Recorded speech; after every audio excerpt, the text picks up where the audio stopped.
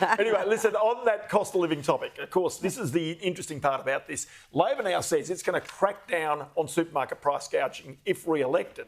Now, this is bizarre because only a week ago, the ACCC, when its final report came down, it said, hey, there's no real evidence of price gouging. But the Prime Minister has pledged today to set up a task force to study overseas laws and recommend a plan within 6 months. Plans to adopt the ACCC's recent inquiry findings, which, as I say, didn't confirm whether there's price gouging happening or not.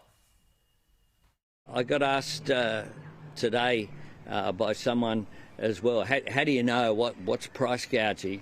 Price gouging is when supermarkets are taking the piss off Australian consumers. That's what it is. That's what price gouging is. Everyone out there knows, consumers know, we'll take action. So can I just ask you, Parnell, is taking the piss also bracket creep?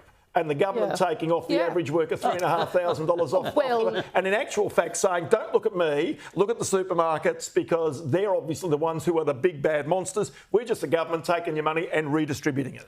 I think that's a really great definition, Kel, and we could adopt that for the Ross, and that we can adopt that for the rest of the campaign, because that is precisely what is happening here. The prices are being pushed up by those things, and of course, it's always really, governments love saying that they're responsible for things, whereas in fact, it's the other way around. What they're really responsible for is getting out of the way as much as possible so that prices can normalise at a rate that people feel happy with them. Now, you know, I was unlucky enough to spend a little bit of time in East Germany before the wall came down, and I have seen what it looks like when the government orders the product and how much product is being on the supermarket shelves. And I can tell you what, there is very little of it, but it might all be at the right price. I would much rather be going.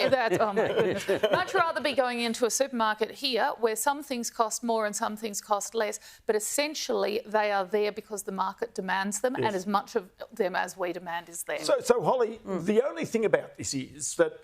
Now, I know that Adam Bandt says we forced the government into this position, but in actual fact, my belief is it's Peter Dutton, because Peter Dutton's the one who came out and said, we're going to bust up the supermarkets and we're potentially going to bust up the insurance companies. To me, that seems like totally and utterly unconservative, unliberal values in some ways. How do you actually equate that? Because the government is now following in. The New Zealand government, a conservative government, has gone the same way today, saying they'll bust up their supermarkets. And we do fundamentally have a duopoly in this country. No, we don't. Well, we don't. We've got Costco and IGA and a couple of others. No, what about Aldi? Aldi? We have a great Australian company. We have in Australia. This is sit down, check out chicks. I mean, sorry, comrades. They have been sitting there serving you. Are you finished?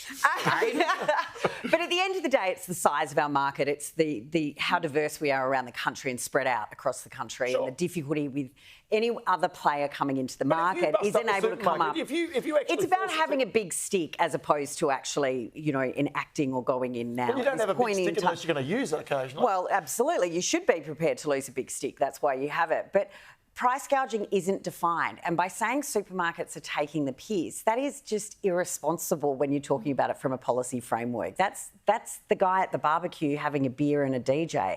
That's not a guy who's looking how we're going to take this country forward. Isn't that actually what some people sort of But that's the thing, the guy at the barbecue with the beer is the voter that you're trying to get. Can I just say, I'm old enough to remember when the problem was that supermarkets were undercutting the price of milk. Remember dollar milk, and they had to get rid of it. We demand higher so prices. first of all, that's right. Yeah, that's right. But they did. They had the $2 bread and the $1 milk, and that was all got rid of. And that was because of what was happening, if you think of paddock to plate and what the farm gate price is. But the reality is a lot of costs have gone up because transport's gone up. Energy costs have gone up. So to process food, it's gone up in costs. So whether it's gouging, which the ACCC has basically done a big review and said maybe not, it's actually a lot of the other external factors, like Jim Chalmers likes to talk about. It's never his fault. Right. It's always an external factor. Absolutely right. It's always the economy that's doing most of the heavy lifting. The government takes credit for the good stuff and says it's all external factors. It's everybody else's fault when it doesn't go well. But leaving apart all that, I have been calling, so it's not Adam Bandt's idea, it's my idea. Right. I've been calling for a supermarkets prices and wages accord, Bob Hawke style, for years, and I've suggested that the government sit down with the supermarkets, with unions and say, right, and again, not necessarily because of price gouging, but because they were basically the only big business that actually did better out of the COVID lockdowns than it did in normal everyday life. I think Harvey Norman did pretty well too, you know, but streaming services. But those big retailers that were among those permitted to open, they made an absolute bomb during COVID. And given that this is an economic crisis... It's irrelevant. No, it's not, because the economic crisis we're going through right now is a direct result of suppressed demand through COVID, and it was only the supermarkets that were beneficiaries of that. So I think there is Are we going through an economic crisis right now? We're not. We've got unemployment. We're going through a cost of living crisis.